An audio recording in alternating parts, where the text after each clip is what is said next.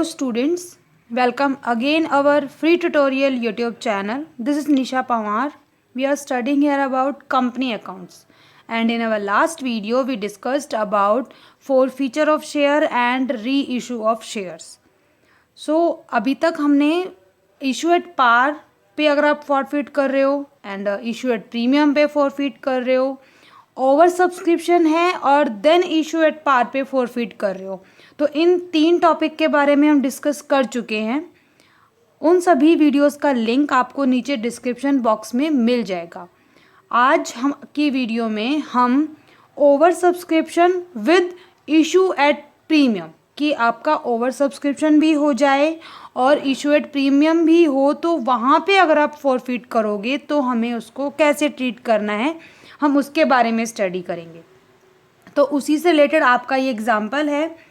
Busy limited issued 2 lakh equity shares of ₹20 each at a premium of 5 per share.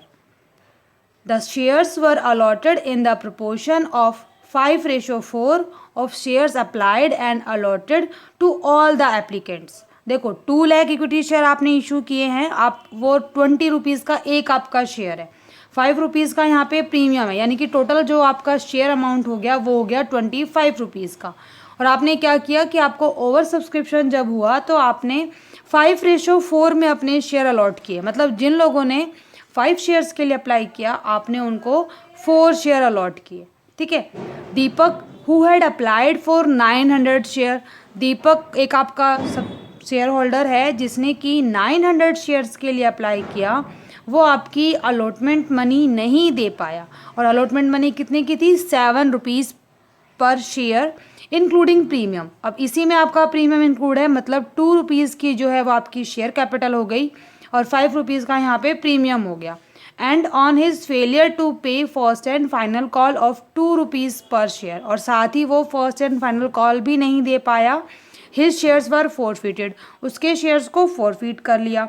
400 of the forfeited share वर री issued at ₹15 पर share. आपने क्या किया, जो आपके 900 जो अप्लाइड शेयर्स थे उनमें से सिर्फ 400 शेयर्स को ही आपने री इशू किया 15 रुपीज़ पर शेयर के हिसाब से। पास necessary journal entries for the forfeiture and re issue of shares. तो यहाँ पे आपको सिर्फ फॉरफीचर और री इशू वाली एंट्री ही करनी है। तो उससे पहले हमें वर्किंग नोट्स प्रिपेयर करने पड़ेंगे कि एग्जैक्टली आपको कितना अमाउंट अलॉटमेंट पे नहीं मिला, कितना आपको फर्स्ट कॉल पे नहीं मिला, और 900 उसने अप्लाई किया था तो एग्जैक्टली आपने उसको अलॉट कितने किए। तो ये सारा कैलकुलेशन पार्ट हम कर लेंगे, उसके बाद ही हम फॉरफीचर और री इशू वाली एंट्रीज कर पाएंगे। ओके। सो स्टूडेंट, सबसे पहला जो काम हमारा है वो है अप्लाइड और अलॉटेड शेयर निकालने का। तो उसके लिए जो फॉर्मेट मैंने आपको बताया है कि हम एक टेबल बना लेते हैं अप्लाइड एंड अलॉटेड, और फिर वहाँ से हम लोग कैलकुलेट कर लेते हैं। तो यहाँ पे भी हम वही चीज़ करेंगे। एक तरफ आप लिखोगे अपने अप्लाइड शेयर और एक तरफ आप लिखोगे अपने अलॉटेड शेयर। ठीक है। तो अप्लाइड यहाँ कितने हैं? 5, और उनको अलॉट कितना किया गया है? 4। और ऐसे ही जो आपका दीपक जो शेयर होल्डर है उसने 900 के लिए अप्लाई किया और उसको अलॉटेड कितने किए वो हमें नहीं पता, तो हम उसको एक्स लेट कर लेंगे। अब यहाँ पे आप क्रॉस मल्टीप्लाई करोगे तो आपका आ जाएगा 5x = 4 × 900। देन x की वैल्यू यहाँ पे कैलकुलेट हो जाएगी 4 × 900/5। तो इसको करेंगे तो 5 1 जा 5, 5 8 जा 40, 0, आपका हो गया 720। यानी कि जो दीपक था उसके अप्लाइड शेयर जो थे वो आपके थे 900, और आपने जो उसको अलॉट किए उसके जो अलॉटेड शेयर थे वो थे 720। यानी कि आपको 180 शेयर्स पे एक्सेस मनी मिला आपकी एप्लीकेशन के टाइम पे। ठीक है। अभी कितना मिला तो एप्लीकेशन मनी हमें नहीं पता, वो भी हमें यहाँ कैलकुलेट करनी है। तो देखो जो आपके शेयर्स हैं वो टोटल 20 रुपीज़ के हैं, प्लस आपका 5 रुपीज़ का प्रीमियम है, जिसमें कि आपकी जो अलॉटमेंट मनी है वो है 7 रुपीज़ की, उसमें 2 रुपीज़ की आपकी शेयर कैपिटल है, 5 रुपीज़ का आपका प्रीमियम है। यानी कि आपकी शेयर कैपिटल में से सिर्फ 2 रुपीज़ ही जो है वो अलॉटमेंट के टाइम के हैं, और 2 रुपीज़ ही जो है वो आपकी फर्स्ट एंड फाइनल कॉल के है।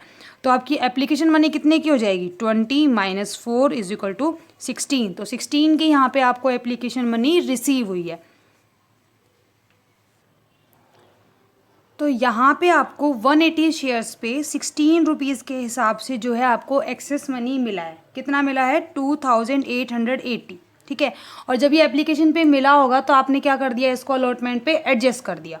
अब उस जो आपका शेयर होल्डर है उसने आपकी अलॉटमेंट मनी नहीं दी, तो अलॉटमेंट मनी जो उसकी ड्यू होगी वो कितनी ड्यू होगी, अलॉटमेंट मनी आपकी ड्यू होगी 720 शेयर्स पे आपका 2 रुपीज़ का जो होगा वो आपकी शेयर कैपिटल होगी, यानी कि 1440 एंड 720 पे 5 रुपीज़ की जो होगा वो आपका प्रीमियम ड्यू होगा।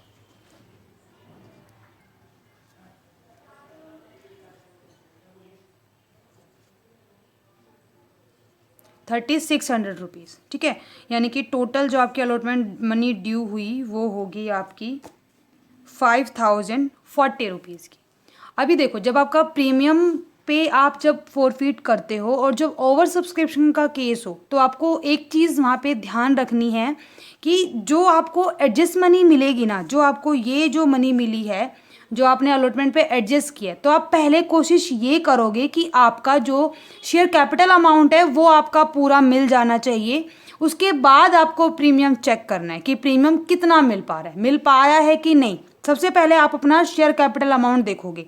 तो देखो, शेयर कैपिटल अमाउंट आपका यहाँ पे 1440 है, यानी कि ये आपका 2880 में आ रहा है। मतलब आपको शेयर कैपिटल का जो अमाउंट है वो कंप्लीट मिल चुका है। एक तरीके से देखा जाए तो आपकी अलॉटमेंट मनी नहीं पूरी आपको रिसीव हो गई है। प्रीमियम आपका एक्सेस मनी होता है, आपका एक्स्ट्रा मनी होता है जो आप मंगवाते हो अपने शेयर होल्डर से, तो सिर्फ वो आपको रिसीव नहीं हुआ है। और वो कितना रिसीव नहीं हुआ आपको, 3600 आपका ड्यू था, उसमें से अगर आप लेस कर दो 3600 में से 1440 आप लेस कर दो, तो जो आपको रिसीव नहीं हुआ वो 2160, यानी कि ये अमाउंट आपको रिसीव नहीं हुआ है। और ये अमाउंट आपका अलॉटमेंट का नहीं है, ये किसका है, अलॉटमेंट के प्रीमियम का, ठीक है। यानी कि ये प्रीमियम का अमाउंट है जो ड्यू हो गया बट रिसीव नहीं हुआ है। तो इसको आप सिक्योरिटी प्रीमियम रिजर्व के नाम से डेबिट करोगे। इस अमाउंट को सिक्योरिटी प्रीमियम रिजर्व के नाम से क्या किया जाएगा, डेबिट किया जाएगा, ठीक है। उसके बाद अब ये तो आपका हो गया, ठीक है। देन सेकंड थिंग, हमें उसकी फर्स्ट कॉल भी नहीं मिली, तो फर्स्ट एंड फाइनल कॉल जो थी उसकी वो थी 2 रुपीज़ की, यानी कि 720 इंटू 2 ये आपका है 1440, यानी कि एग्जैक्टली जो अमाउंट हमें रिसीव नहीं हुआ, टोटल इन शेयर्स पे जितना अमाउंट रिसीव नहीं हुआ है, नॉट रिसीव्ड, वो आपका है 2160 प्लस 1440, यानी कि 3600 रुपीज़ जो है वो हमें रिसीव नहीं हुए हैं। ये हमारी कॉल सिनेरियो है, ठीक है। अभी फोरफीट की एंट्री कैसे करेंगे, तो एंट्री जो हम करते आए हैं वही करनी होती है प्रीमियम में। प्रीमियम ड्यू अगर हो गया है, रिसीव नहीं हुआ है, तो क्या करते हैं, प्रीमियम को डेबिट में भी दिखाते हैं और क्रेडिट में भी दिखाते हैं। तो एंट्री आप यहाँ पे कर दोगे, share capital account debit securities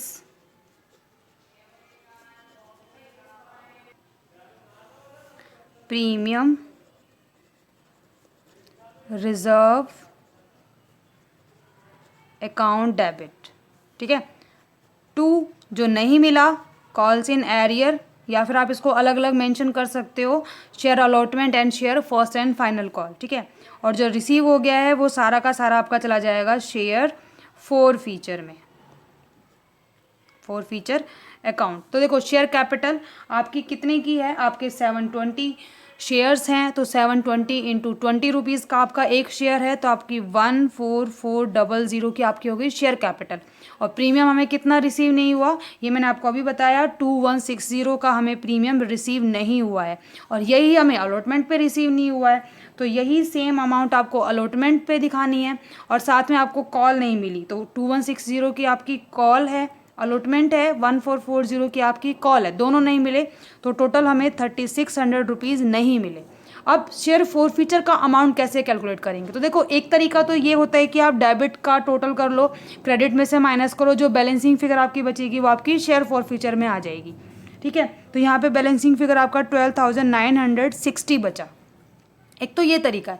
दूसरी चीज़ क्या है कि आप कैलकुलेट कर लो कि एग्जैक्टली हमें शेयर फॉरफीचर का अमाउंट कितना रिसीव हुआ है, ठीक है। तो जब भी आप शेयर फॉरफीचर का अमाउंट कैलकुलेट करोगे प्रीमियम वाले केस में, तो आपको एक चीज़ का ध्यान रखना है कि आप शेयर फॉरफीचर के अमाउंट में वो अमाउंट नहीं डालोगे जो आपको एज अ प्रीमियम रिसीव हुआ है। मतलब प्रीमियम वाला अमाउंट यहाँ पे इंक्लूड नहीं करना है, सिर्फ शेयर कैपिटल वाला अमाउंट इंक्लूड करना है। तो देखो 720 आपके शेयर्स थे, उसके ऊपर आपकी 16 रुपीज़ की जो है वो आपकी एप्लीकेशन मनी है। तो वो अमाउंट आपको रिसीव हुआ 11,620, ठीक है। और साथ में आपको एक्सेस मनी मिला था। टोटल जो एक्सेस मनी मिला था वो आपका 2880 था, जिसमें कि आपका 1,440 का क्या था, प्रीमियम आपको मिला था, आपकी अलॉटमेंट वाला। तो प्रीमियम का अमाउंट हम इंक्लूड नहीं करते हैं, तो माइनस करके जो आपका अमाउंट होगा 1440, ये अमाउंट आप अपनी ऐड करोगे शेयर फॉरफीचर के अमाउंट में। तो ये ऐड करके आपका बनता है, ये यहाँ पे 5 है, तो ये ऐड करके आपका बनेगा 12,960, ठीक है। तो आप ऐसे कैलकुलेट भी कर सकते हो और चाहो तो सीधा बैलेंसिंग फिगर निकाल के भी आप कैलकुलेट कर सकते हो। उसके बाद हमें एंट्री करनी है री इशू की। तो री इशू आप कर रहे हो 15 रुपीज़ के हिसाब से, तो आपके शेयर्स,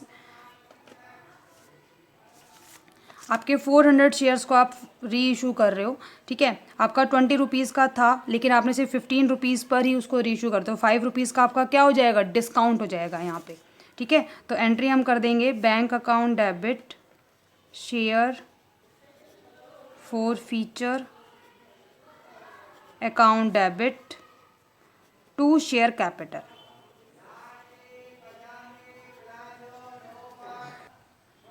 तो यहाँ एंट्री करेंगे तो 400 इंटू 20 आपका 8,000 चला जाएगा शेयर कैपिटल में।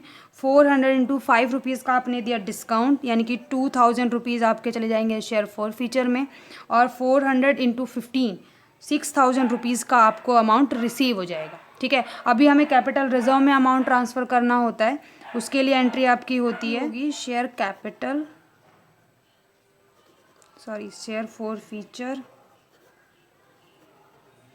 Account debit to capital reserve. अब यहाँ पे आपको अमाउंट कैलकुलेट करना पड़ेगा, क्योंकि जो आपने शेयर फॉरफीचर का जो अमाउंट लिया था वो आपका 720 शेयर्स का था और आपने री इशू से 400 शेयर ही किए हैं।